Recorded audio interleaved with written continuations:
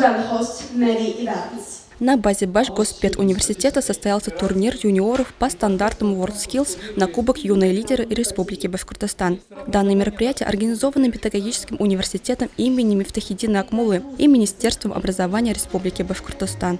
Я завидую вам тому, какие вы замечательные, как в вашей школе на самом высоком уровне дается эта дисциплина, но при этом я хочу еще раз сказать, что конкурс – это не олимпиада по английскому языку. Это конкурс, это лидеры, молодые лидеры России, которые будут представлять Россию, проекты России, защищать Россию на международном конкурсе в Англии. Ребята, хотелось бы, чтобы ни одна неудача не затрагивала вас очень близко, потому что сам факт, что вы сегодня находитесь здесь, в Белом зале Педагогического университета, говорит о том, что вы лидеры. You are leaders.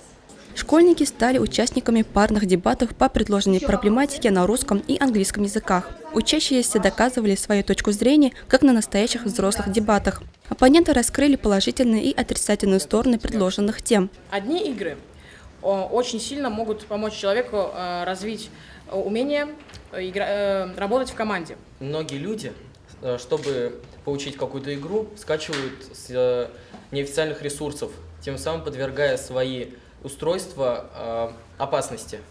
Но дебаты, во-первых, направлены на то, чтобы показать, насколько учащиеся умеют аргументированно высказываться, насколько они корректно умеют выражать свои идеи, насколько они глубоко понимают материал, о котором они говорят, насколько они умеют слушать своих оппонентов и, соответственно, уметь правильно возразить, выразить свою точку зрения и дать контраргументы. Участниками турнира стали школьники из Уфы и Салавата от 15 до 18 лет. Они представили свои проекты на английском языке. Наш проект Уфа Past, Present and Future.